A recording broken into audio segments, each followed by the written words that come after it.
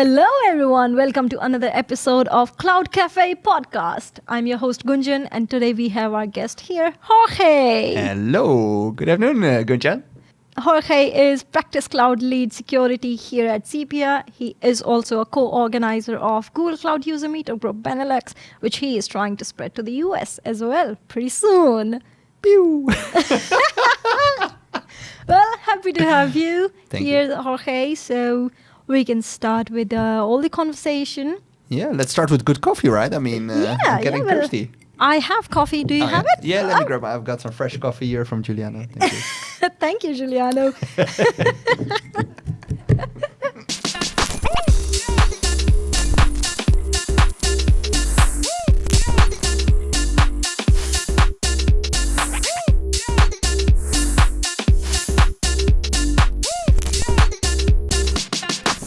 Okay.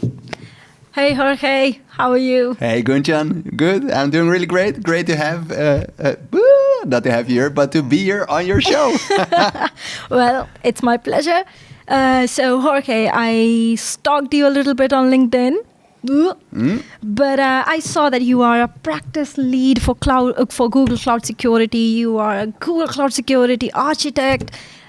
You're awarded Google Cloud Partner All-Stars in 2022. Yeah. Oh my God, so many titles. Yeah, There's so much fun things going on. And of course, might you wonder, what is all of this? Yes, very much. Yeah. Please Which one tell. you want to start?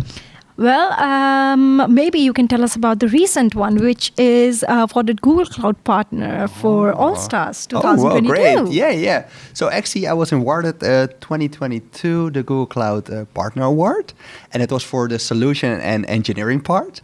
That's actually a new award by Google to actually, I would say in Dutch, to put the engineers in het zonnetje, or actually just to recognize for what the consultants have done at the customer.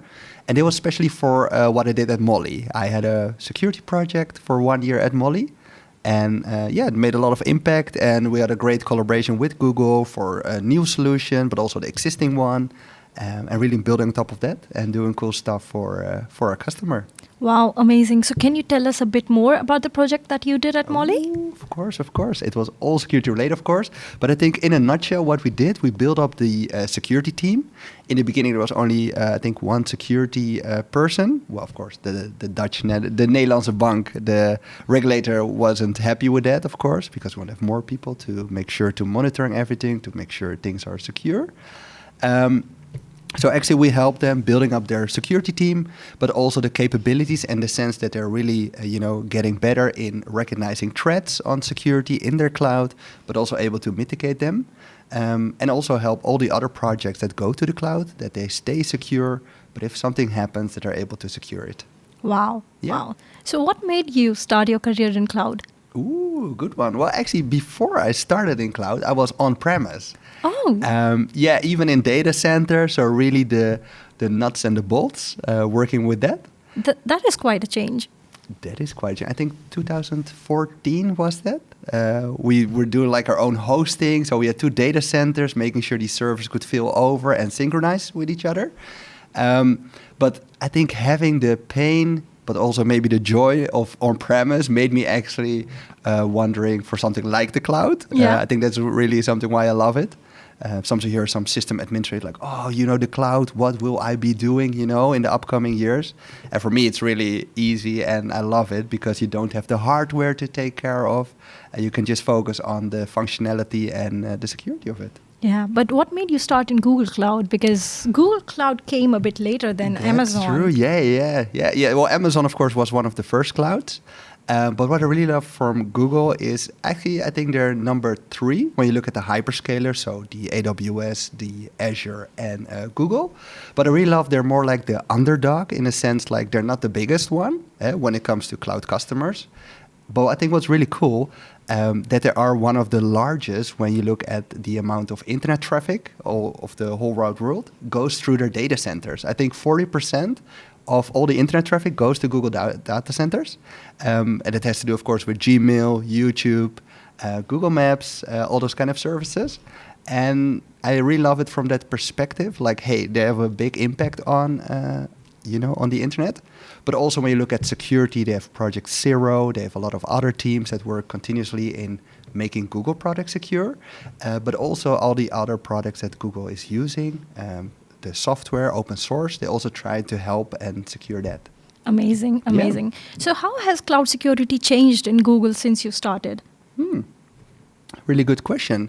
Well, I think the cool thing is with cloud security, it's like from the start, it's pretty secure.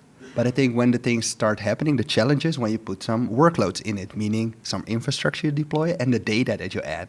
Because you can add a lot of guardrails, like the configuration, like who can access the data, where is it accessible, all this kind of stuff. But within cloud security, it is secure by default, but you need to do some stuff as when you really start running your projects. But you asked the question like, how did it evolve? I think when you look at Google, they really focus on security in their cloud. For example, they took over some of companies like Forsity,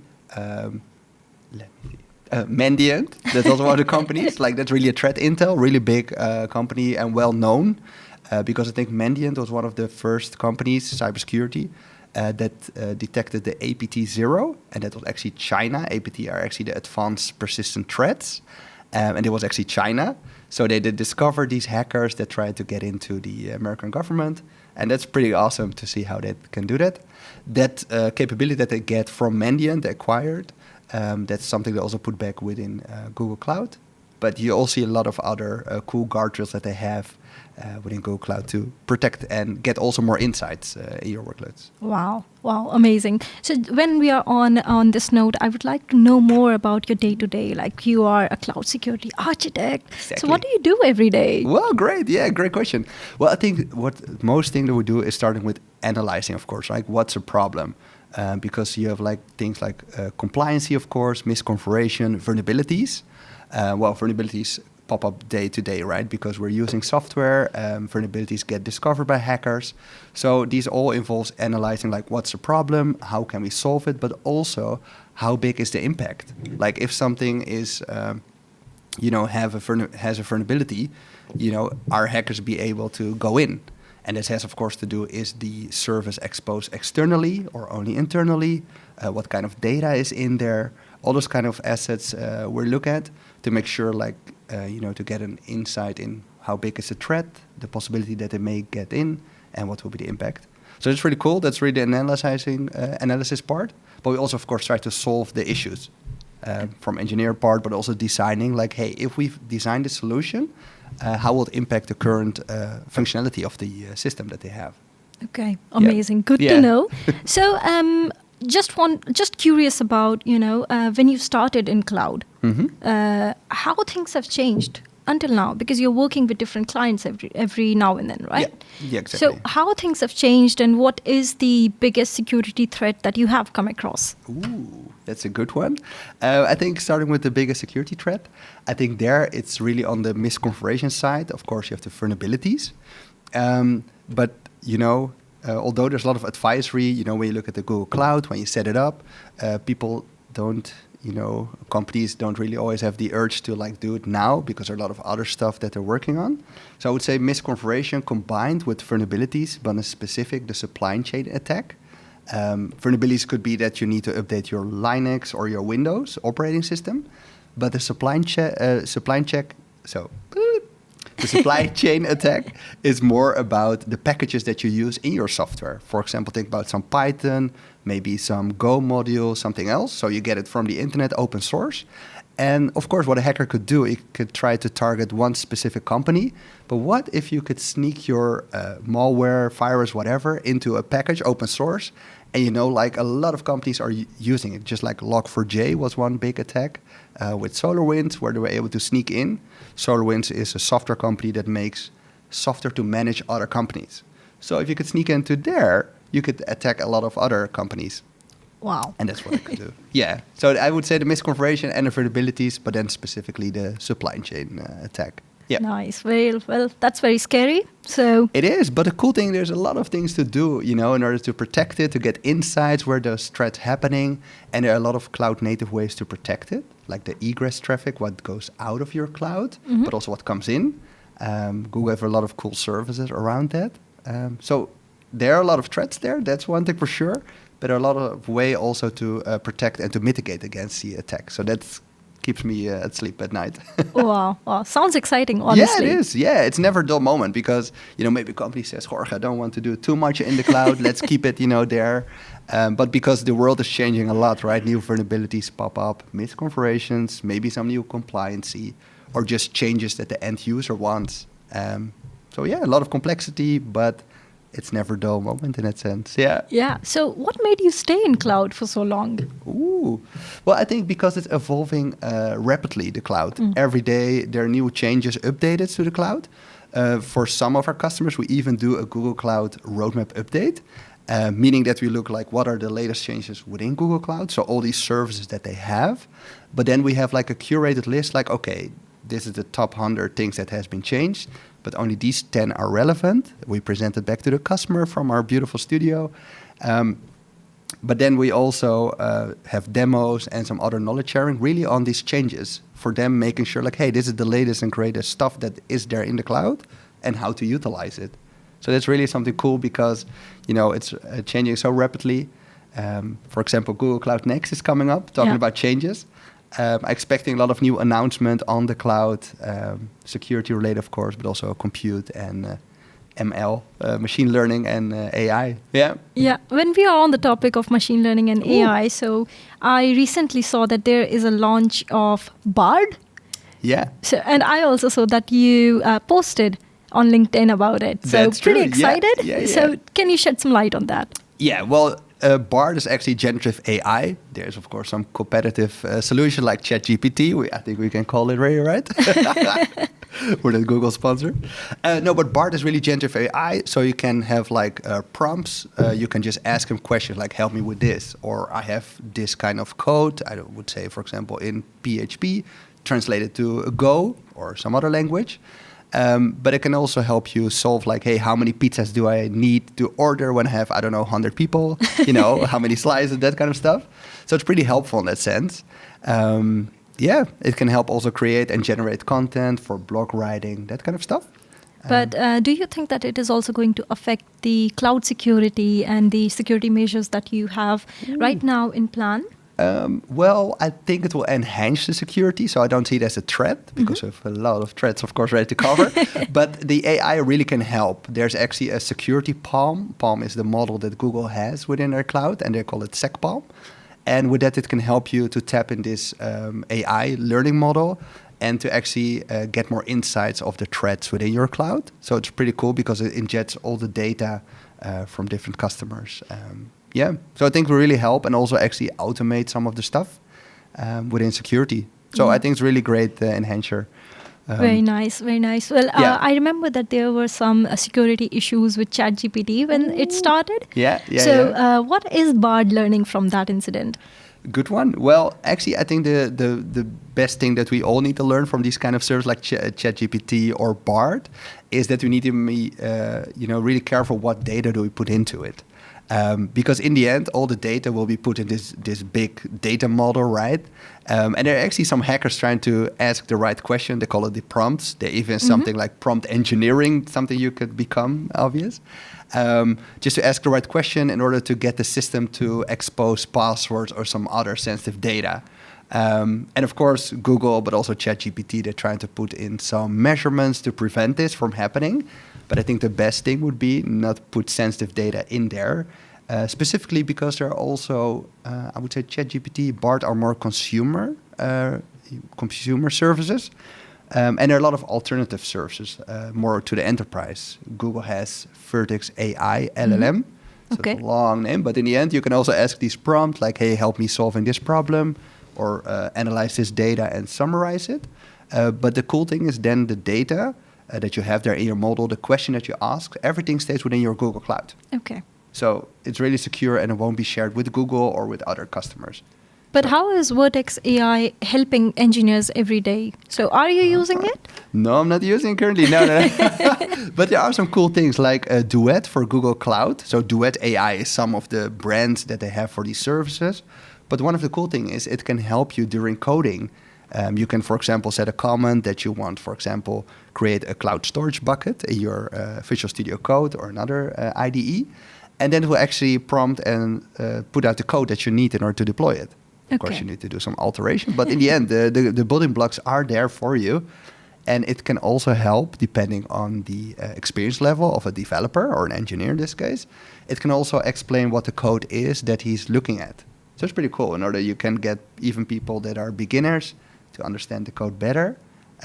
And what I always love, of course, from security, as these kind of tools also give feedback in how secure is your code.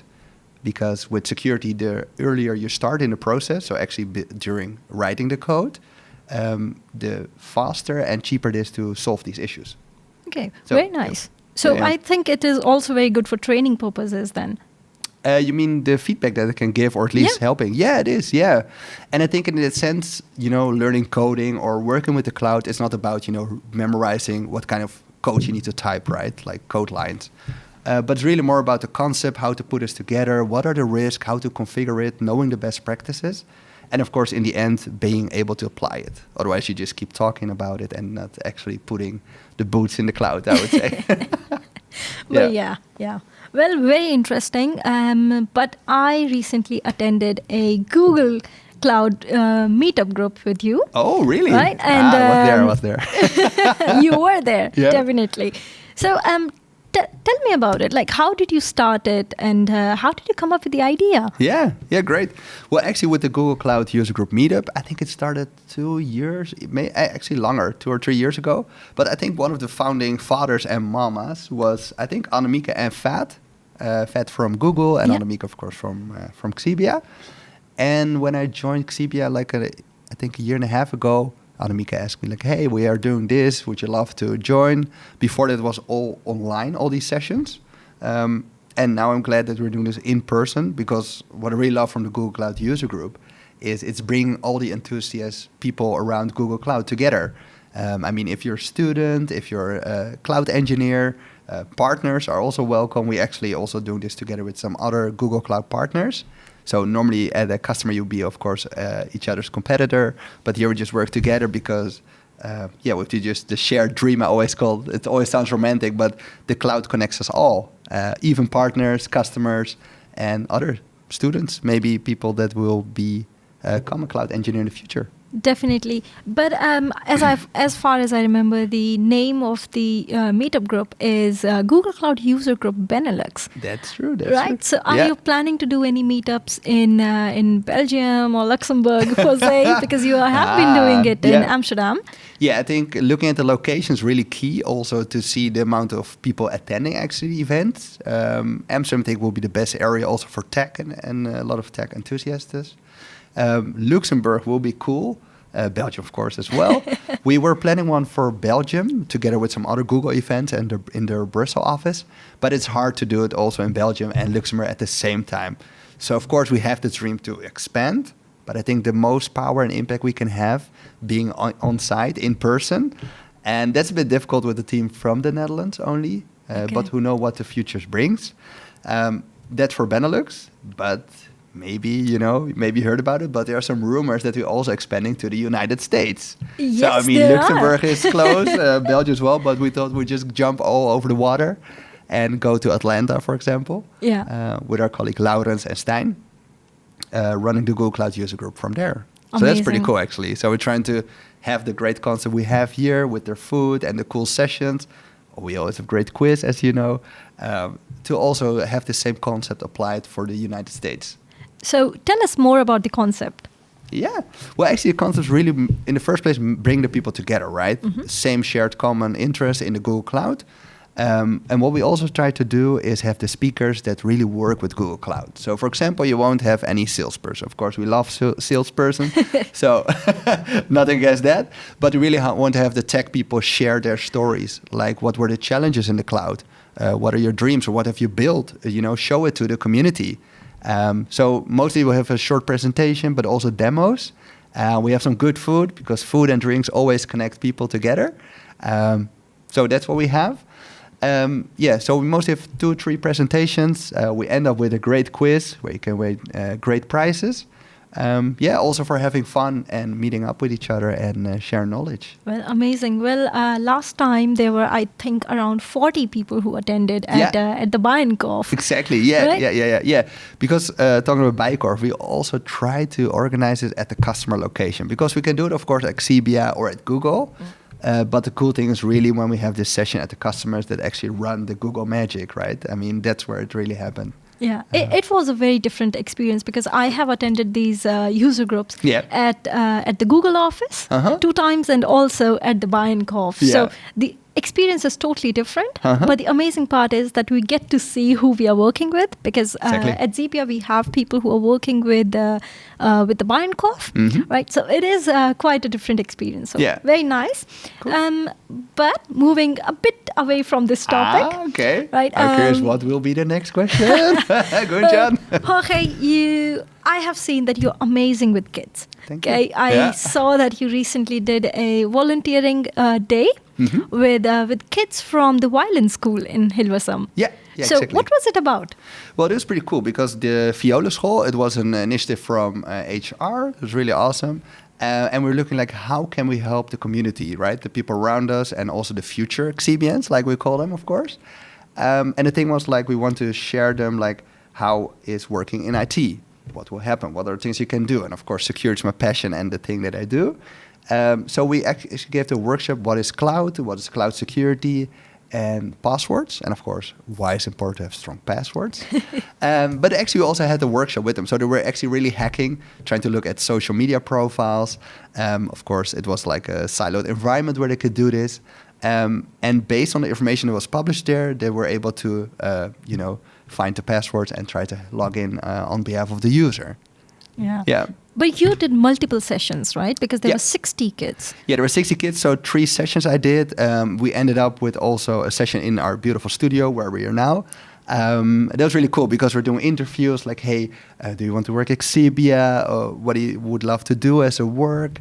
Of course, how they liked it. It's really cool, because what I really love with working with the kids, they are the future. So, I mean, in I don't know, 20, 30 years, we're getting old, Gunjan. So we need to work on the new generation, right? Definitely. That's why we need to invest. So did you receive any good questions from the kids? Any curious questions? Because I'm curious myself to know more about like what kind of queries they had about cloud security. Did they know about cloud?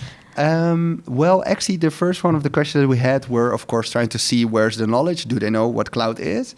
So first I asked them like, hey, who of you is using cloud? Well, there was not a lot of response, because like, what is cloud?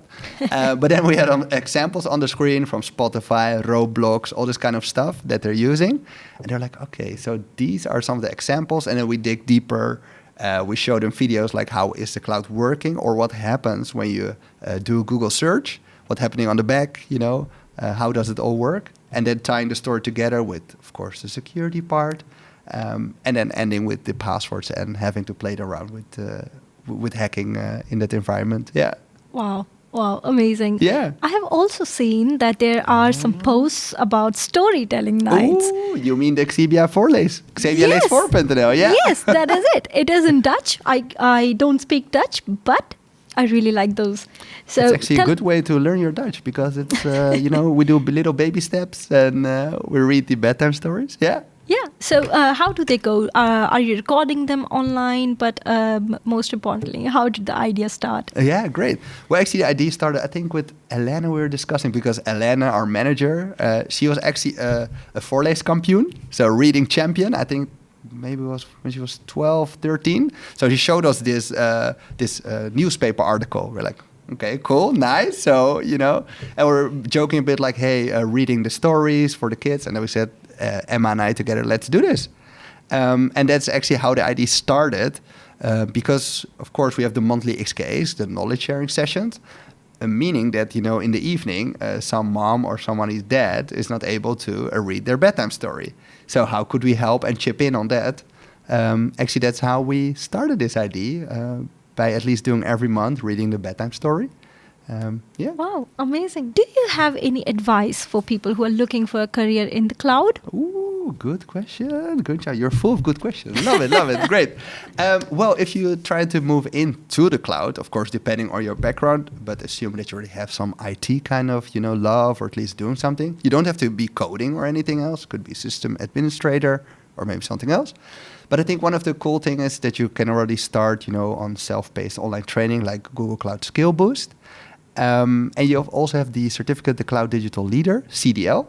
And that's really explaining all the concepts about, what is cloud, virtualization, VMs, containerization, and then all these things like Kubernetes on top of it, all the magic. But it's really great to start with the concept of the cloud. It also has a lot of labs in it, so you can try it out. And even here at Xebia, we also have these kind of non-technical sessions that I try to organize to get people into the Google Cloud and taste it. I think we had last time I had a session with 10, 12 people. They were from sourcing, recruitment, some other parts of our company. And in the end, they were deploying a server, putting a website on it, making it available on the internet with the help of the Google Cloud. Wow. So that's really cool to see, because the power is really in when non-technical people at least understand it, to move it further, the cloud, and the adoption also, of course, across the companies. Yeah. Well, very nice, very nice. Maybe I can attend some of those. You are more than welcome, yeah.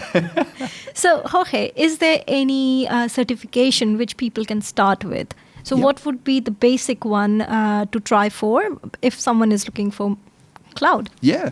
Well, for cloud, of course, I would highly recommend the Google Cloud, right? But I'm a bit biased.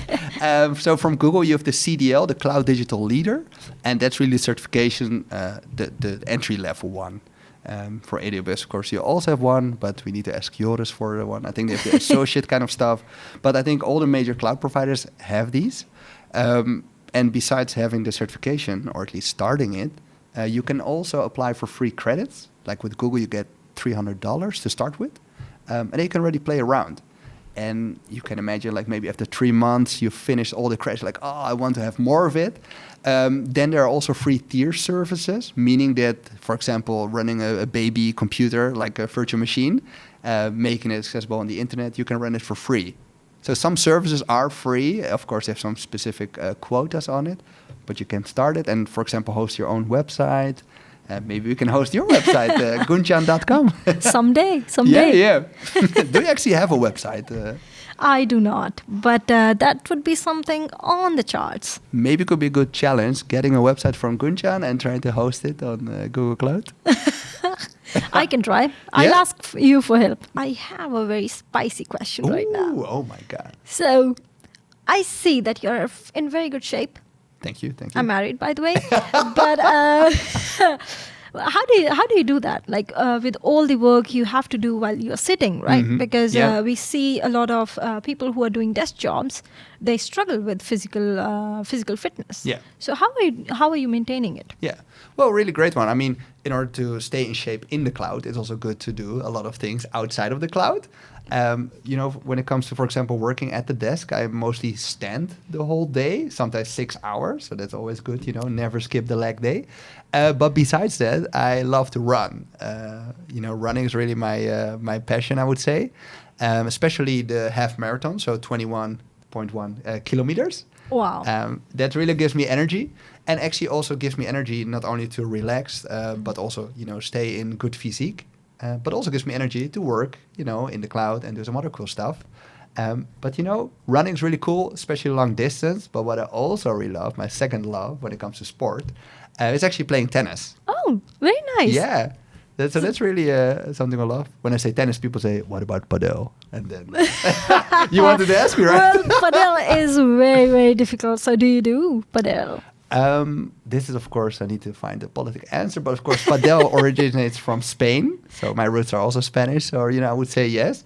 But I think the pace, maybe Tim would disagree, but like the pace for me, padel is a bit slower, And with tennis, I really love to run, like hit the ball and go all the way to the back, left, right. And that's what I really love, because there I can do some athletics like sprinting, but making sure that you're able to return the ball. So that's why I love tennis even more than padel. I played it 2 or 3 times. Otherwise, I could not, say anything about it. But yeah, it's not my cup of ball or tea. Well, Yeah. Nice. Well, I have started to run recently. Really? So I am aiming for a half marathon in October. Awesome. I Where are you hope gonna I run? can do it in Eindhoven. So there's this half wait. marathon on 8th of October. I hope I can do it. Mm-hmm. Well, I'm trying to run almost every day, so 5 days a week Oh, wow. at least. That's good. That's why you're so fit. Oh. Wow. Thank you. I know you're married, but I just need to tell you. I mean, keep up the good work. Yeah. Well, I'll take the compliment. Yeah. But actually, did you know that this marathon in Eindhoven, who's the main sponsor of it? Well, I do not remember. It's Is it one of our- ASML? It's one of our great customers. Yeah, ASML. Yeah. Yeah. So we're also joining with some people from ASML doing this marathon, like Rob van Meegen, some other cool guys are also into this. Christian. Wow. Yeah. Wow. So if I cannot complete the race, I'm going to be embarrassed in front of so many people. Okay. But it's really great. That's yeah. Yeah. Well, I'm trying, but honestly, running is hard. Yeah. It is hard. What do you because- find the most hardest part of running? So when I'm trying to run, after 3 kilometers, I think that's the peak. Okay. So after 3 kilometers, I have to train my brain that I just started to run and I have to complete the race. That's a good one. Because yeah. that, and every few minutes I'm like, I just started. And then I have to keep running. But if I stop, then I cannot start again. Ah, okay, yeah. So that's the tipping point. But I think after 6 kilometers or something, I feel like I'm okay. I'm in the zone. Okay, then you're enjoying it. Yeah, then yeah. I'm enjoying it. But 3 kilometers is the tipping point, and that's the most difficult step, I would say. Uh-huh. But yeah, it's I have still to complete a lot of it. Yeah. So I have achieved like 10 kilometers. That's now, good. That's good. Which Yeah. is good, but I only have 2 months left, so I need to train you're a bit able more. to do this, yeah. But let's see. what you're saying about, like after 3 kilometers, like being exhausted, like how to continue, I actually can relate to that, because although I love the half marathon, sometimes I go a bit further, like 25 kilometers. But I always say, diesel, need to start up my engine. I know with diesels you cannot enter the cities, depending on the diesel. But when running, you can go everywhere. Yeah. But the thing is, I always need to warm up. So I think after 5 kilometers, even when I'm planning to go 25, then I feel like, oh man, how am I going to survive this? But in the end, you just need to warm up and then I'll be able to go.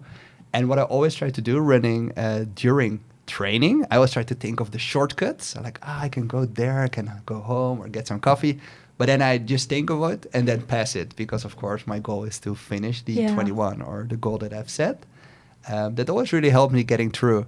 And sometimes I run together with friends, and I love to run on the straight parts. The thing is, of course, you will see the horizon, like, man, it's endless way. But for me, I don't know, it gives some peace of mind. Like, okay, this is the goal, and just go there, and then we'll continue. Yeah. Well, I think the fun part is when we are running, and I see other runners going in the opposite direction. I'm like, hi. That's good. And then I'm like, okay, they're doing it, so I can do it as well. Yeah. That's always motivating. Where do you run, actually? So I live in Zuidoost. Okay. So I live there, and I run in Kasperplas. Okay, so there's there's a We're park. talking about Belmar Arena, I think. Yes, right? Of course. Nice. So I also go in that direction. So I try to run in the forest, but sometimes when it's raining, of course, I have to do it on the treadmill. But it's not so much that's fun. hard. Yeah. It is hard. Yeah. I've never done that. Well, actually, I must admit, I've done it on the treadmill, but it was actually when I was training for the Alpentocht. That we're running for charity with Xebia. We went with 60 people to Italy, to the Stelvio Pass. But then I had to do 24 kilometers on the treadmill. And it's really killing. I mean, I tried it with the iPad, but then I always dropped, almost fell off the treadmill because you're looking down and it's hard. I mean, it's great to run outside, what you're saying, like saying people hi, and just a good motivator to see others running as well. It is. Well, we should run together sometime. That's true. Dat klinkt gezellig. Yeah, gezellig. Yeah, nice. Thank you so much, Jorge. So, thanks. Well, it was amazing time chatting with you, and I hope we can have you again sometime on the podcast. Love to, yeah. Thanks. Well, we talked about all the good things. We talked about your architect title. We talked about your user group in BeNeLux, which you are also trying to spread to the US. Well, I'm looking forward to it very much. Also, amazing work towards raising awareness about the cloud security in kids, because that is the future. Sure, yeah, it is. Thank you so much, Jorge. Thanks. And, well, I'll see you in the office. See you in the cloud. Thanks, good, Jen.